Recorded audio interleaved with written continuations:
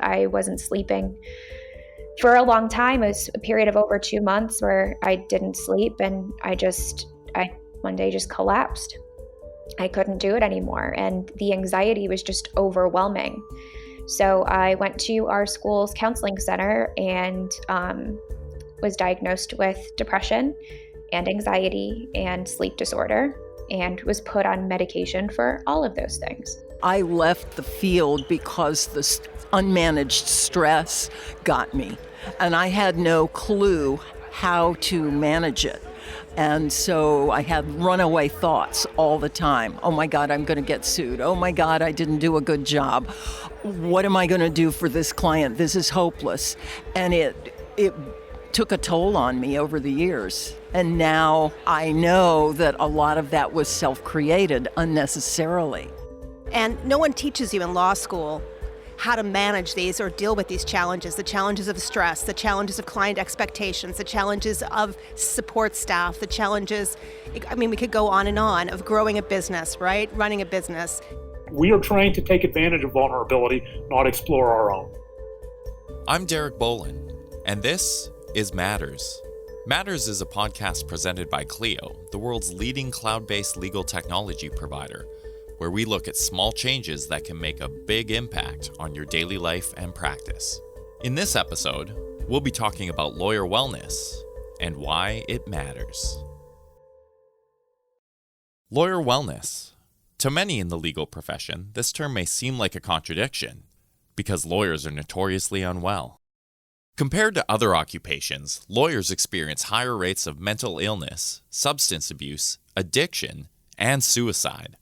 The statistics are staggering. Lawyers are 3.6 times more likely to be depressed as people in other jobs, while a landmark 2016 American Bar Association study found that 28% of licensed employed lawyers suffer from depression.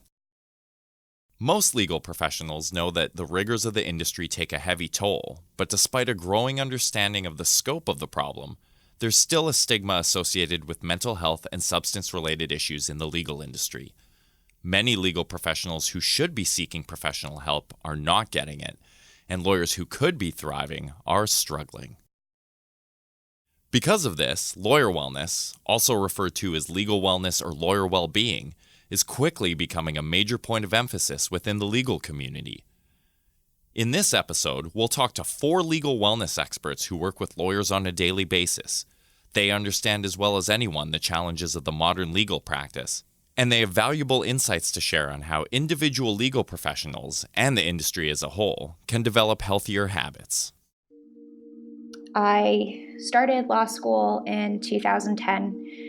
A few weeks into my first year, I got news that my dad got diagnosed with lung cancer, pretty late stage lung cancer, and that kind of shifted everything. That's Nefra MacDonald, a legal technology and wellness speaker who, as manager of the Affinity program at Clio, works with bar associations and other legal organizations to help lawyers succeed in their practices. Originally, Nefra planned on becoming an attorney, but life threw a wrench into her plans. After her father's cancer diagnosis, Nefra experienced the darker sides of law school, such as ruthless, hyper-competitive classmates. Those were the people that made things really difficult post-diagnosis. Like, I remember, somebody laughing in my face when I walked back into a classroom after taking a difficult call. Like, it was an update from the doctor's office with my dad, and I was like, swollen-faced in tears, and she's like, gosh, you just missed a really important class. Way to go. And not really getting a whole lot of compassion.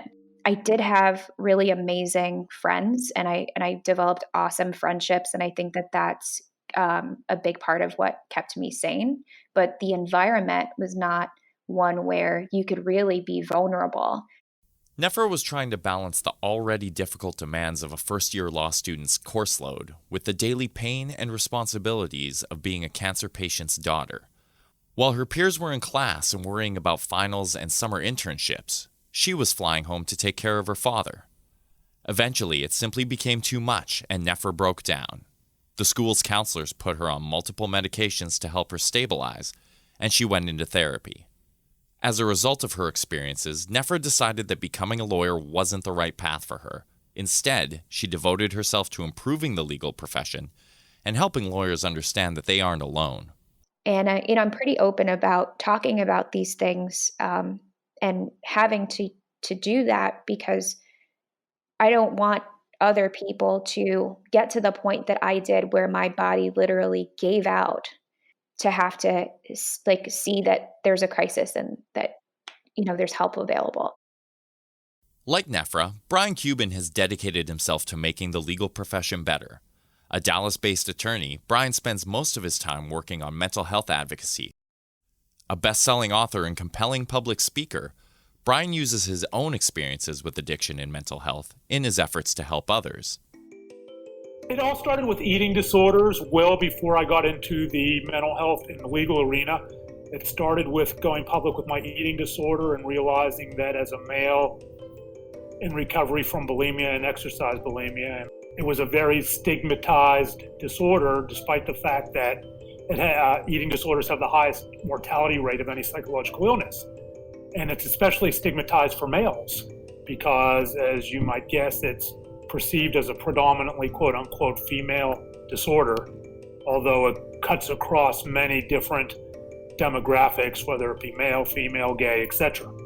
Once I saw that, and when I went public, there was so much positive support, I decided that I would begin telling my story publicly, and then I wrote my first book, Shattered Image, and that took me into the advocacy arena from the practice of law. Brian understands as well as anyone why lawyer wellness and mental health advocacy are so important in the legal profession. Far too many lawyers are in need of help. Lawyers have fairly high rates of eating disorders, very high rates of problem drinking, substance use disorder, high rates of depression. I believe we have the fourth highest suicide rate of professions, not of occupations overall, but of professions. So there are a lot of things going on in the legal profession and people struggling, just like there are across the country and across the world. More and more lawyers are aware of the scope of the problems facing the legal community now, thanks to the previously mentioned 2016 study by the Hazelden Betty Ford Foundation and the American Bar Association's Commission on Lawyer Assistance Programs. The report was the first national study on attorney substance abuse and mental health concerns, and the numbers it presented were startling. The study found 21% of licensed employed attorneys qualify as problem drinkers, 28% struggle with some level of depression, and 19% demonstrate symptoms of anxiety. Nefra is all too familiar with these statistics, but she says the rates in this study are most likely lower than what the numbers actually are within the legal industry.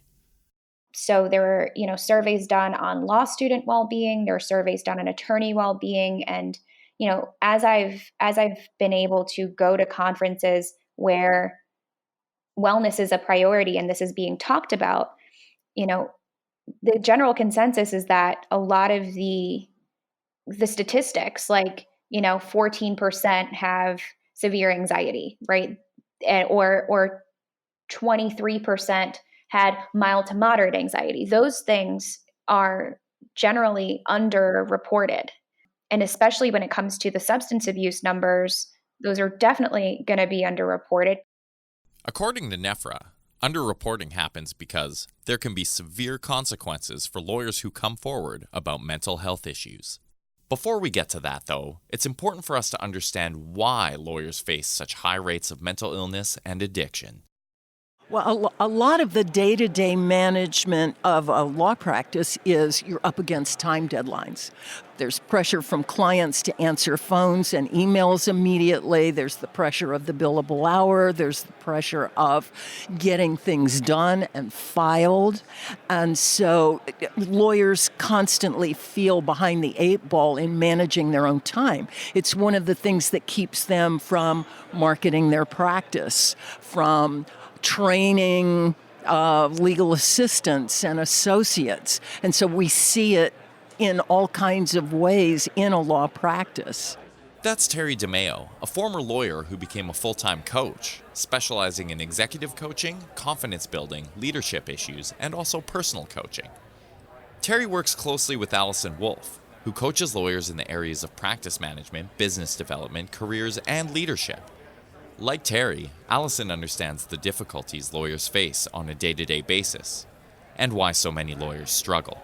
Probably the number one reason is law it's a hardworking profession, and challenges are abundant. And it is also an incredibly worthwhile profession, and many lawyers are called to it for very good reasons. But as Terry mentioned, there are so many challenges that come up, and a lot of those challenges affect and impact a lawyer on a personal level, and make it hard for them to show up the way they want to show up and do the work that they want to do. Lawyers are trained to think about the worst case scenario. And, it's a great skill to have, because if you're able to think with a strategic mind and see all of the possible things that could happen to your client, you're better able to come up with a good defense or offense, or, be able to really protect them and be a good advocate. They're essential skills, but there's also a downside to that, in that, your mind will start to take over at certain times, and it's hard to shut that off maybe in your own life. The legal profession tends to attract quote unquote type A people, driven people, perfectionists, but it also attracts people like any other person that we bring our baggage to the law firm, the courthouse, our solo practice, whatever we do. We bring the same baggage as everyone else, but we're also, as a profession, and I'm generalizing here, people who do not like to allow ourselves to be vulnerable, which means we may tend to compartmentalize things that have gone on in our life a lot more and not deal with them, and that can lead to mental health problems. One thing Brian specifically talks about is the drinking culture in the legal profession, which is well documented in the Hazelden study and elsewhere. Within many law schools and law firms, binge drinking is often emphasized and even encouraged. Something else that Brian lists as a contributing factor to lawyer unwellness is social isolation. Many lawyers, especially at solo and small practices, feel cut off from their peers and very much alone. Nefra feels similarly. Another thing that happens too is isolation in geography. There may be only a handful of attorneys in a particular city. When I was in Vermont last week, that's one thing that came up during the mental health and wellness discussion that they had there for their mid-year meeting, was that some attorneys can be the only attorney within, a 50-mile radius. So one of the ways to think about that, if that resonates with you, either if you're a solo, if you're kind of geographically isolated, or maybe if you work in a larger firm but you feel like you don't really have like-minded people there that you can talk to, is think about the communities that are available to you where you do feel like you can resonate with the people in that room. Both Nefra and Brian feel that many of the issues lawyers face begin in law school and are even exacerbated by the law schools themselves. When Nefra applied to take the bar during her last semester of law school, she had to report to the school that she had been diagnosed with depression, and she recalls that there were numerous negative consequences she faced because of her disclosure. There were then a parade of follow-up correspondence that I had to answer to reveal my records. And there's definitely one aspect of it where, you're trying to make sure that if somebody does have mental health issues, that they're getting treatment for it. I think it's super important. Totally get that part. But at some point, it became really invasive and kind of re-traumatized me into that period of time where I was in major crisis. That painful experience played a major role in dissuading Nefra from pursuing her career as a lawyer, something she feels other law students often face. Brian also describes the reverse phenomenon, law students going forward as attorneys, but failing to get help. When law students prepare to take the bar, fill out the necessary application, you have to go through character and fitness. That is a fear of law students everywhere, all over the country. I don't know how Canada does it, but in the United States, that is a fear. And certain jurisdictions do ask questions where a law student can look at that and say, you know what, I'm not going to get treatment for what I'm going through, because if I get treatment, I'm going to have to disclose it. After law school, many lawyers are still too fearful of repercussions to reach out for help, even when they know they're struggling. Lawyers, Brian and Nefra say, know about the different support resources available to them. Resources such as Alcoholics Anonymous, Narcotics Anonymous, and Lawyers Assistance Programs. But they don't go. As an attorney, there are major consequences when you admit that you have a problem like that, especially when it comes to substance abuse, because of malpractice risks and what the implications of that are for your client in the real world. And the sanctions that have been in place traditionally for lawyers who misbehave are very severe, and they can result in loss of license. Nobody wants to lose their license, not when you work so hard to get it in the first place. So to sweep those things under the rug is a whole lot easier than having to admit it. Lawyers have a distrust of the systems and protocols in place to help them. One thing Brian notes is that the fear lawyers have of support resources is often not based in fact. They think that will get out and that is a pipeline to the state bar who will discipline them, or they'll face some type of consequences. It'll get out to their law firm, the client world, and then they won't get hired or they won't make partner. This is a very real stigma that isn't all based in reality. Not long ago, I spoke at a Dallas bar event, and I was talking about the Lawyers Assistance Program. After the event, a very seasoned trial lawyer approached me. He said, "Brian, I know what you're saying, I get it, but it's not confidential. If I go to TLAP, it's going to get out." "How do you know that?" "Well, another lawyer told me." "Well, how does he know that?" "Well, I think another lawyer may have told him."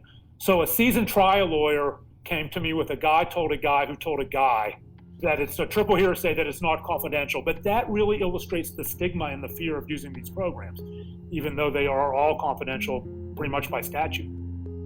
Overall, though, Nefra believes the legal industry is making progress when it comes to lawyer wellness.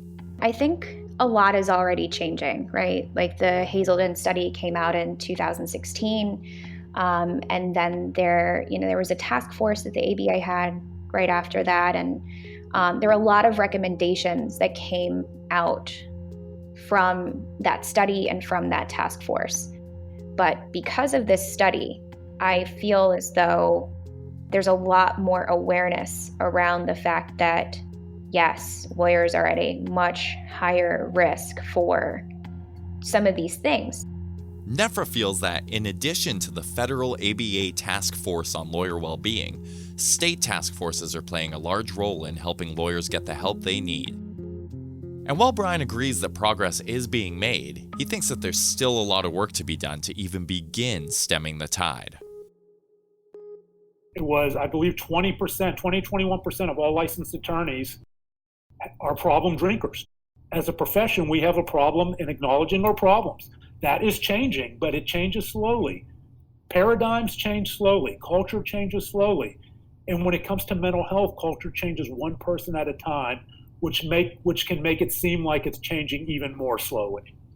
When you're in the advocacy world, whether it's eating disorder, mental health, whatever it is, that's the only way you can look at it and not look ahead and say, man, this is just not happening fast enough. You have to say just one person at a time. And from the standpoint of one person at a time, the most important person you can start with is yourself. Terry says that many lawyers simply don't make time for their own self-care, and this is one of the primary reasons why the legal industry struggles. If I had had me available to myself when I practiced law, I would still be practicing law. One of the challenges that lawyers have in coming to me too is time. They think they don't have time for an hour appointment a week or half an hour appointment a week, and so they avoid it. They put that last. But of course, what they're not realizing is that the time invested in working with an expert that can help them resolve problems, prioritize, strategize, manage their unbridled stress more than repays the time they're spending in a coaching session, because their efficiency, their resilience goes up, their ability to manage their problems goes up, their energy level goes up. So the misperception that I don't have time keeps a lot of attorneys away from working with somebody like us. Allison says that too often, lawyers feel that they should be able to face their issues all on their own. And that's a thinking trap that prevents a lot of lawyers from asking help in a huge number of areas. I should be able to handle this on my own. And the truth is, none of us can handle every challenge on our own. We all need to ask for help. Why invest in personal development? Because by investing in personal development is the most, you're investing in your own ability to do to bring your best performance to work. And nothing is more important. One thing Allison says is critical is for lawyers to identify the different types of stress in their lives and not to see stress only as a terrible thing meant to be avoided. First thing is important is to understand that lives of meaning and purpose come with stress. And stress is natural, and it's actually a good thing that the body does in order to help enhance performance. Like, the first step one is making a mindset shift to understanding, and Kelly McGonigle's work, if the listener is not familiar, can really illuminate this. But making that shift to understanding that stress at work is the body's response to help up your focus, your energy levels, and your ability to learn and grow. So that's the first step. It's not to demonize it, but to understand it's natural.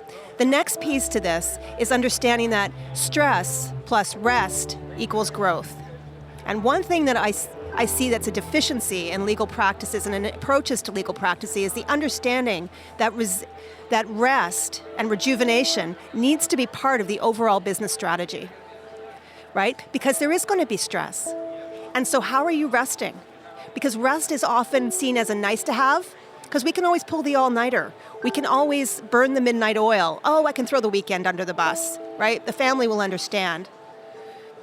These things come with a toll, and it's a performance toll. And all of a sudden, when you've got stress and you don't have rest, now you don't get growth. You get burnout. The concept of burnout and not knowing how to create more work-life balance is an important theme for both Terry and Allison. I've talked to several lawyers this weekend who've grown their practices to the point now where they've got associates working for them, and they can take a vacation and they feel guilty about it. And so they're hesitant to do it.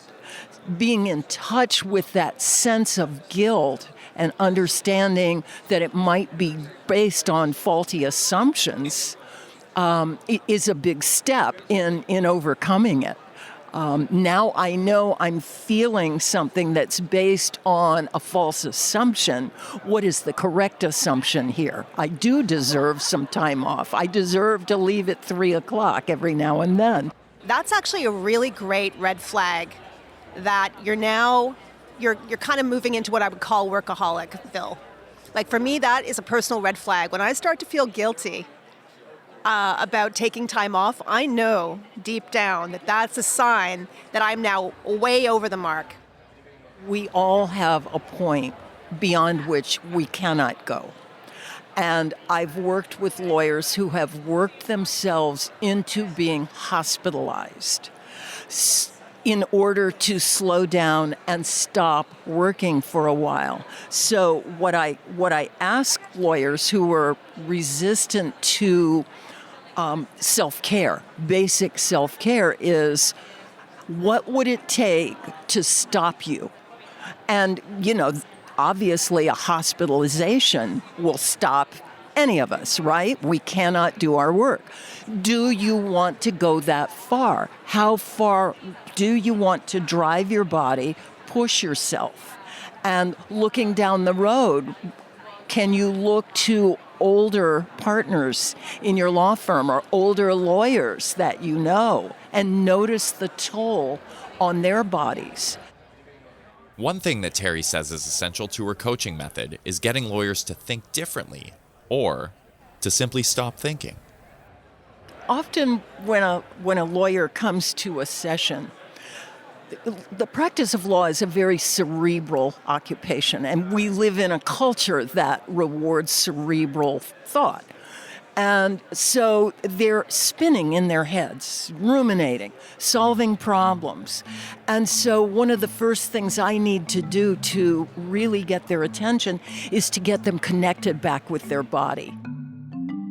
For all four of our experts, some form of mindfulness or meditation practice forms a central aspect of how they keep themselves on track while responding to the demands of their personal and professional lives. Their advice, especially to people who are less familiar with mindfulness techniques, is to start with some simple, basic exercises that are useful for interrupting negative thought patterns and giving you space to breathe.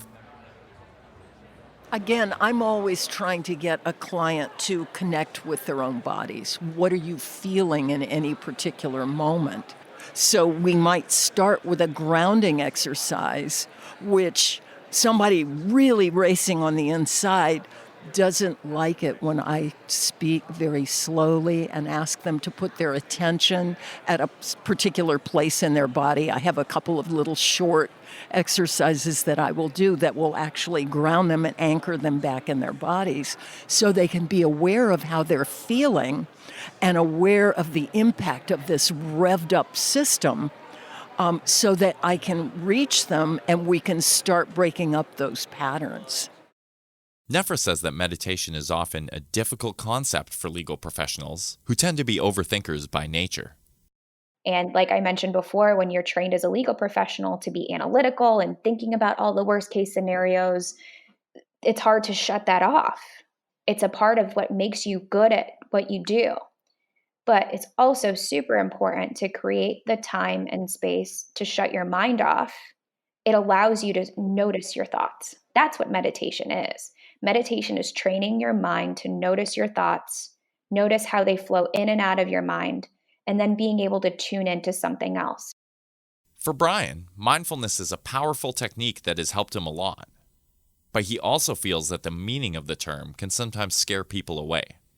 Mindfulness has become a in vogue term, and it's a good term, but mindfulness to some people means meditation, mindfulness means yoga. It can mean different things. For me, it means clearing my head and basically asking myself if I've been honest about my feelings that day.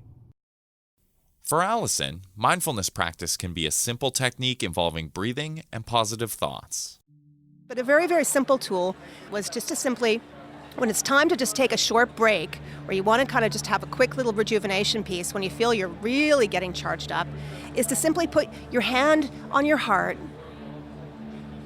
feel your feet on the floor, bring a happy thought to your head. Maybe it's your kids, maybe it's your dog, and take a slow, deep inhale, and then a slow exhale. And you just do this 3 or 4 times. It's that simple. And this gives our brain a wonderful little mechanism for giving our brain a restart. It shifts us out of stress, right, and into rejuvenation. Meditation is like your civic duty almost to make sure that you're operating from a clear and centered place. That's one thing I would love for people to take away is find your meditation. It does not necessarily have to be the traditional one where you're sitting there silent, eyes closed, and doing deep breathing. There are so many other meditation practices that are available to you. And if you just don't think that you can do it, try just consciously thinking. Nefra and Brian speak from the experience of people who have dealt with mental health issues and utilized wellness techniques in addition to professional medical help to begin recovering. In her personal wellness journey after her father's passing, Nefra first saw medical doctors and went on different medications, but by undergoing therapy and implementing her wellness practices consistently over time, she was eventually able to stop taking her medications. To maintain her sense of balance, Nefra practices meditation regularly, and she gets regular exercise in the forms of yoga, stretching, and long walks with her dog. She also writes in a journal, usually in the morning, so that she can let her thoughts go and get ready for her day. Brian, for his part, goes to psychiatric counseling each week, as well as 12-step meetings. and he practices his own form of mindfulness, which he says was critical to his recovery from bulimia. One thing that all our experts emphasize is that it's important for people to get support when they need it. What I'm finding is there's a percentage of my clients who are super high performers, and they love coaching because coaching just helps them move faster, problem solve quicker, and just accelerates everything for them. Well, I feel like I'm working with myself often. I was a lawyer. I know what it feels like not to have somebody trustworthy to talk to who can help you manage strategic decisions. Terry says it's also vital for people to understand which kind of assistance they need. For example, some lawyers are ideal candidates for professional coaching, while others with more severe issues need professional medical treatment. We use the metaphor of a personal trainer. If you were trying to improve your physical well-being, the metaphor of a personal trainer versus a physical therapist who works with an injury. So we as coaches are working with highly functioning people who need some help to achieve a goal or improve something or transform something about their life. But a therapist is really trained and works well with people who are suffering from dysfunctions, anxiety disorders, major depression, mental health issues. We're not doing that. We're not trained for that, but we are specifically trained to help people thrive, meet goals, feel better, feel more satisfied in life. Beyond coaching or therapy, Brian focuses on how lawyers interact with and support each other, and he has an important message for the industry.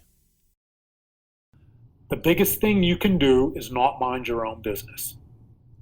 And lawyers love to mind their own business, whether it's a colleague, whether it's another lawyer in a courtroom, a family member or a friend.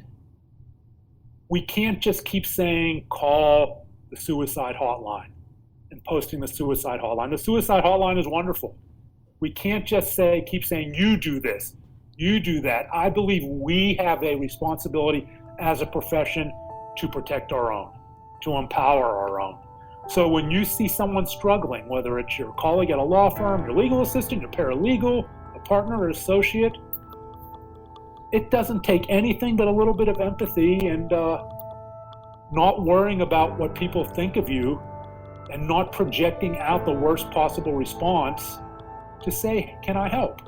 You seem to be struggling, seem to be having a tough time. Is there anything I can do? Wait a few seconds and they may say, nah, it's all good. And they don't want it. They're worried. They don't want anyone to know. Ask again. I call it the 2-ask rule. Tap them on the shoulder, ask again. Because in that few seconds, someone may change their mind. And it's not even that. It's about repetition. Because now, even if they say, mind your own business, what do you mean? Are you accusing me of something? You've planted a seed. I've had people tell me to pound salt, this and that. It's words, right? It's words. But I've also had people say, yes, I'm struggling, thank you. And for every person that tells me to pound salt and mind my own business, I'll take 100 of them if one says, yes, can you help me find a path? Don't mind your own business. That definition of lawyer well-being has evolved a lot over the past few years, and I think it makes me really hopeful and very excited to be a part of the legal industry in the capacity that I am, because I get to see these changes happen, and I can also be a part of how those things shift and getting the word out there about lawyer wellness. Lawyer wellness matters because far too many legal professionals are struggling, and small shifts in how the legal industry talks about and handles mental health issues could have a huge effect on the industry's overall well-being. There are lots of ways to promote lawyer wellness, both within yourself and in your legal practice or organization. The most important thing is to develop habits that work for you. Habits such as mindfulness and relaxation practices, healthier nutrition, exercise regimens, and seeking expert help in the form of a coach, therapist, or medical professional. The other key, as Brian says, is not minding your own business. Help other lawyers around you when they're having a hard time, and speak up to challenge established industry stigmas and practices around mental health and substance abuse. For more information on lawyer wellness and things you can do to find more mindfulness and balance, check out the resources section of this podcast. Thanks for listening to the 6th episode of Matters. Matters is produced by Andrew Booth, Sam Rosenthal, Teresa Matic, and Derek Bolin, and by Clio, the world's leading cloud-based legal technology provider. Be sure to subscribe to Matters to ensure that you never miss an episode. And if you'd like to learn more about Clio, please visit us at clio.com.